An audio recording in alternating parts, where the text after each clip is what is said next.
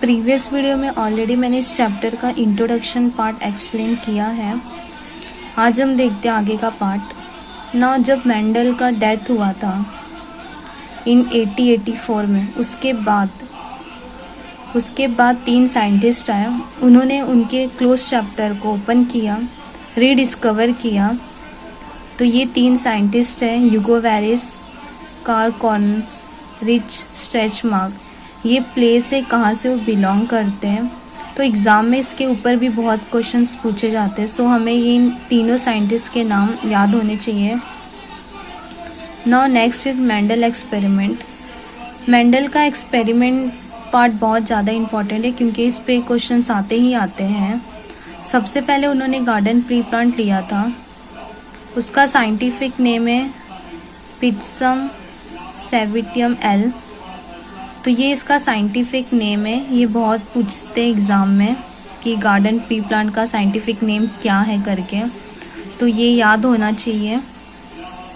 उन्होंने garden pre plant क्यों choice किया था? अदर प्लांट भी तो थे उनके गार्डन में, लेकिन उन्होंने प्री प्लांट को ही चूज़ किया था। क्यों? उसके सम रीजन्स है। पहला है एनुअल प्लांट, बिकॉज ये प्लांट इसका जो लाइफ साइकिल है वो 3 to 4 मंथ में कंप्लीट होता है। तो ये एक मेन एडवांटेज है। सेकेंड है स्मॉल हर्बिस्कियस, जो कि बहुत सारे सीड प्रोड्यूस करता है ये प्लांट। तो हम थाउजेंड्स ऑफ प्लांट ग्रो कर सकते हैं एक स्मॉल एरिया में। और मेन एडवांटेज इसका ये है कि ये सेल्फ पॉलिनेशन है। इसमें हमें अदर प्लांट की ज़रूरत नहीं है, इसके पास दोनों गैमेट प्रेजेंट है। तो ये सेल्फ पॉलिनेटेड है। मेंडल ने अपने एक्सपेरिमेंट में पी प्लांट चूज़ किया था। तो उसके टोटल 7 कैरेक्टर थे उस पी प्लांट के। इसकी वजह से उन्होंने पी प्लांट को ही चूज़ किया था अपने एक्सपेरिमेंट के लिए। तो इसे रिमेंबर करने का बहुत इजी वे है। 1 2 3 4, इसमें 4 एस है, 2 P 2 F है। तो हम इजीली इसे रिमेंबर कर सकते हैं। S stem height, seed colour, seed shape, seed coat colour, pod shape, flower position, flower colour. तो बेसिकली एग्जाम में ये 7 पेयर ऑफ कॉन्ट्रैक्टेड ट्रेंड पूछे जाते हैं। तो ये इजीली हम रिमेंबर कर सकते हैं। सम जेनेटिक टर्मिनोलॉजी है। ये जो टर्म है इसके मीनिंग, एग्जैक्ट मीनिंग हमें पता होना चाहिए। Now first is dominant. Dominant मतलब एग्जैक्टली क्या होता है? अगर पेरेंट्स से ऑफस्प्रिंग में कैरेक्टर आ रहा है तो वो कैरेक्टर ऑब्जर्व हो रहा है, मतलब हमें दिख रहा है वो कैरेक्टर, तो वो डोमिनेंट होता है। रिसेसिव मतलब उसका एग्जैक्टली अपोजिट होता है कि वो पेरेंट्स में वो कैरेक्टर है बट वो ऑफस्प्रिंग में वो कैरेक्टर नहीं आया, तो वो रिसेसिव होता है। फिनोटाइप मतलब क्या होता है कि फिनोटाइप लाइक मेंडलिव का जो एक्सपेरिमेंट उन्होंने किया था उसमें मोनोहाइब्रिड क्रॉस किया था उन्होंने, तो उसमें टॉल एंड ड्वार्फ है। तो अगर फिजिकली वो प्लांट टॉल दिख रहा है, अपीयरेंस हो रहा है, तो वो फिनोटाइप होगा। जीनोटाइप मतलब कैसा कि अगर जेनेटिकली उसके अंदर टॉल है वो और वो कैरेक्टर टॉल दिखा रहा है, तो वो जीनोटाइप होता है। जीन क्या होता है? ये एक पर्टिकुलर डीएनए का सेगमेंट होता है जो रिस्पॉन्सिबल होता है कैरेक्टर शो करने के लिए, तो उसको हम जीन बोलते हैं। ये जो टर्म जीन है उसको डिस्कवर किसने किया था? जॉनसन्स ने किया था। तो एग्ज़ाम में ये पूछता है कि टर्म किसने डिस्कवर किया था, तो ये रिमेंबर होना चाहिए। Now next is allele. Allele मतलब क्या होता है? इट इज़ अ 2 और more alternative form of gene, उसको हम एलील बोलते हैं। तो बेसिकली मोनोहाइब्रिड क्रॉस में अगर देखा जाए तो एक टॉल एक ड्वार्फ है, कैपिटल टी और स्मॉल टी। तो कैपिटल टी और स्मॉल टी को हम अलील बोलते हैं। और ये टर्म डिस्कवर किया था बाय बैटसन्स। तो ये साइंटिस्ट का नाम हमें रिमेंबर होना चाहिए। Now next is character. Character क्या होता है? किसी भी ऑर्गेनिज्म में कोई फीचर अगर दिख रहा है हमें, तो उसको हम कैरेक्टर बोलते हैं। Okay. Next is monohybrid cross. ये ऑलरेडी टेक्स्ट बुक में मेंशन किया गया है, मोनोहाइब्रिड का पूरा डिस्क्रिप्शन पार्ट दिया हुआ है, F1 F2 जनरेशन। तो इसमें नीट एग्जाम में कैसे इसके ऊपर क्वेश्चंस आते हैं, जो फिनोटाइप रेशियो और जीनोटाइप रेशियो होते हैं इसके मोनोहाइब्रिड के, वो हमें लर्न करने की ज़रूरत है। लाइक फिनोटाइप रेशियो कैसा है 3:1 और इसका जीनोटाइप रेशियो है 1:2:1। तो बेसिकली इस मोनोहाइब्रिड क्रॉस जो एक्सपेरिमेंट मेंडल ने किया था, तो नीट एग्जामिनेशन में इसके रेशियो ही पूछे जाते हैं, तो वो ट्विस्ट करते इस रेशियो में और हमें इसका करेक्ट आंसर मालूम होना चाहिए। तो हमें ये रिमेंबर होना भी चाहिए कि इसका जीनोटाइप रेशियो और फिनोटाइप रेशियो क्या है। आगे हम देखते हैं मेंडल्स लॉ ऑफ इनहेरिटेंस। सबसे पहले तो मेंडल ने कोई भी लॉ नहीं दिया था, उसने पोस्टुलेट दिए थे। आफ्टर उनका जो भी डेथ होने के बाद जो 3 साइंटिस्ट आए, रीडिस्कवर किया, उन्होंने मेंडल के पोस्टुलेट को उन्होंने लॉ में कन्वर्ट किया था। तो इस तरह से मेंडल के 3 लॉ होते हैं, law of dominant, law of segregation, law of independent assortment. हम फर्स्ट लॉ देखते हैं, लॉ ऑफ डोमिनेंट। इसको फर्स्ट लॉ ऑफ इनहेरिटेंस भी बोला जाता है। हम पहले इसका स्टेटमेंट देखते हैं। स्टेटमेंट क्या बोल रहे हैं, in cross between 2 organism pure for any pair of contracting character appear in F1 generation is known as dominant. The one which suppress is called recessive. Statement का मतलब ये है कि जो भी कैरेक्टर हमें F1 जनरेशन में अपीयर हो रहा है, ऑब्जर्व हो रहा है या विजिबल हो रहा है, उसको हम डोमिनेंट बोलते हैं। वो उस कैरेक्टर का डोमिनेंट पार्ट होगा। The one which suppress is called recessive, means जो कैरेक्टर उसके अंदर है ऑस्प्रिंग में, लेकिन वो विजिबल नहीं है, हमें सीन नहीं हो रहा है, तो उसको हम रिसेसिव बोलते हैं।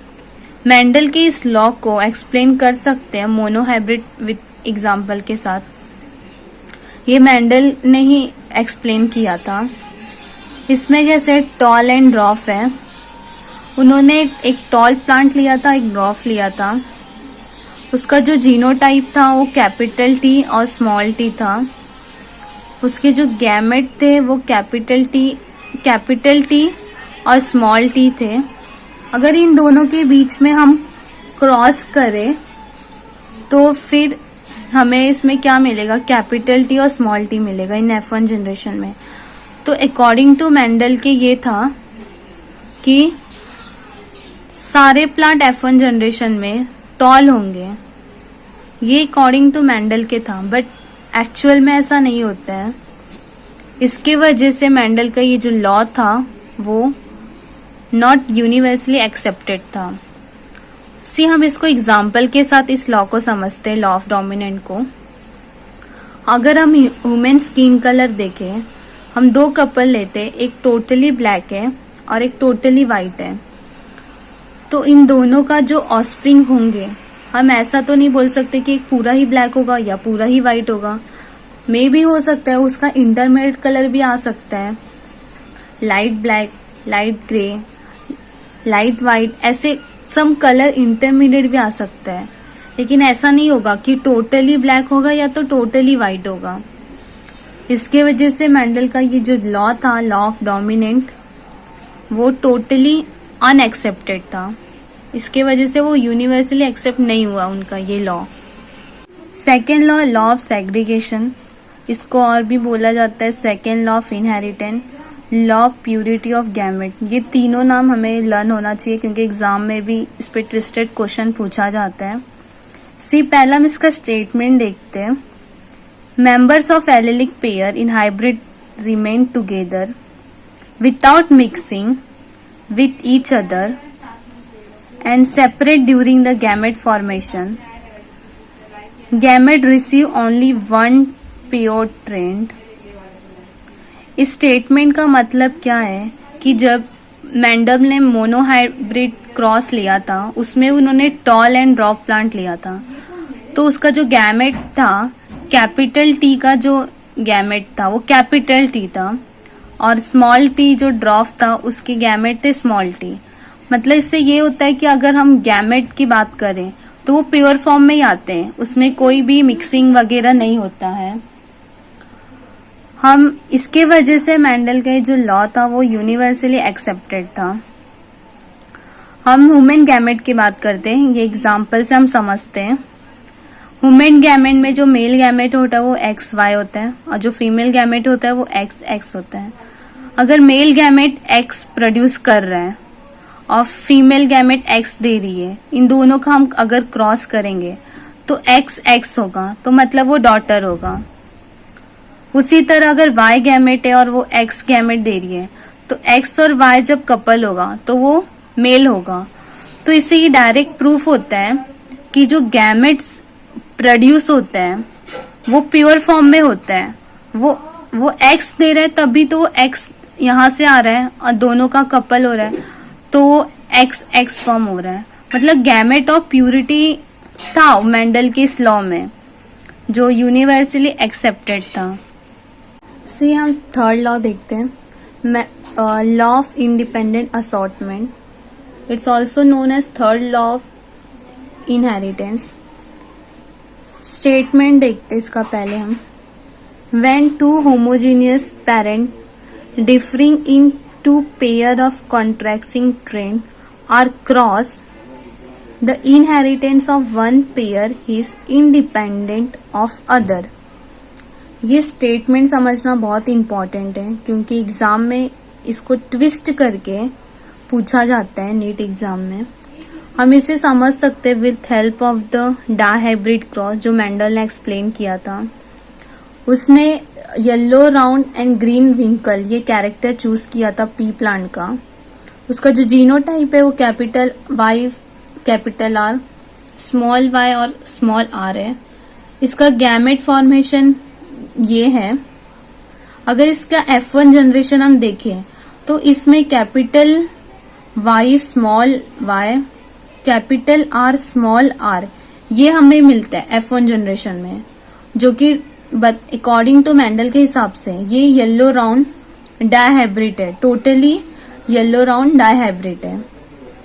इसका अगर सेग्रीगेशन किया जाए इस गैमेट का तो सेग्रीगेशन करेंगे तो हमें इसका 4 फॉर्म मिलेगा। तो ये जो 4 फॉर्म है इसके डिफरेंट गैमेट का, इसे ही हम बोलते हैं इंडिपेंडेंट असॉर्टमेंट। मतलब ये चारों जो हैं वो अलग है, मतलब इनका जो पेयरिंग फॉर्म है चारों का वो अलग अलग फॉर्म में है। और ये कैसे फॉर्म हुए, F1 जो फॉर्म हुआ था उसका येलो राउंड डायहाइब्रिड के थ्रू से, तो ये जो गैमेट उसने प्रोड्यूस किया, सेग्रीगेशन किया, वो टोटली इंडिपेंडेंट असॉर्टमेंट है। ये चारों गैमेट F1 के डिपेंड नहीं है। इससे हम इजी वे से समझ सकते हैं। सी 2 फ्रेंड ग्रुप है, बेस्ट फ्रेंड ग्रुप है, एक है XY, दूसरा है AB। ये दोनों ही बहुत अच्छे बेस्ट फ्रेंड है और ये दोनों आपस के बहुत अच्छे बेस्ट फ्रेंड है। सी अगर X बोलता है कि हमें घूमने जाना है सम प्लेस पर जो उसकी फेवरेट प्लेस है, Y बोलता है नहीं मुझे नहीं जाना है घूमने के लिए। उसी तरह इन दोनों फ्रेंड में देखा जाए तो A बोलता है कि मुझे घूमने जाना है मेरी फेवरेट प्लेस पे, लेकिन B बोलता है नहीं मुझे नहीं जाना। तो ऐसा तो नहीं हो सकता कि जिनको जाना है मीन्स X और A को ये दोनों साथ में जाए और Y और B दोनों साथ में जाए। ये तो पॉसिबल नहीं है रियलिटी में देखा जाए तो, क्योंकि हम जाएंगे तो अपने बेस्ट फ्रेंड्स के साथ ही जाएंगे, अदरवाइज हम जाएंगे ही नहीं। तो अगर X जाएगा तो Y के साथ ही जाएगा और A जाएगा तो B के साथ ही जाएगा। हम दूसरे के बेस्ट फ्रेंड के साथ तो नहीं जा सकते। सो इस तरह से ये जो डायहाइब्रिड क्रॉस था वो मेंडल ने एक्सप्लेन किया था, बट रियलिटी में ऐसा नहीं पॉसिबल है। लॉ ऑफ इंडिपेंडेंट अनएक्सेप्टेड था, यूनिवर्सली अनएक्सेप्टेड लॉ है ये। बिकॉज ऑफ एक्चुअल पार्ट देखा जाए तो ऐसा लिंकेज ही नहीं दिखता है उसमें। एक्चुअल में ऐसा लिंकेज पॉसिबल हो पाना हो ही नहीं सकता है। सो डायहाइब्रिड क्रॉस में उसने पी प्लांट लिया था, इसके वजह से उसने अपना पॉस्टुलेट बताया था। बट रियलिटी में तो पॉसिबल नहीं है ना, हम किसी और के बेस्ट फ्रेंड के साथ तो नहीं जा सकते, हम अपने बेस्ट फ्रेंड के साथ ही जाएंगे ना अगर जाना होगा तो इस तरह से लॉ ऑफ इंडिपेंडेंट असॉर्टमेंट उसने एक्सप्लेन किया था।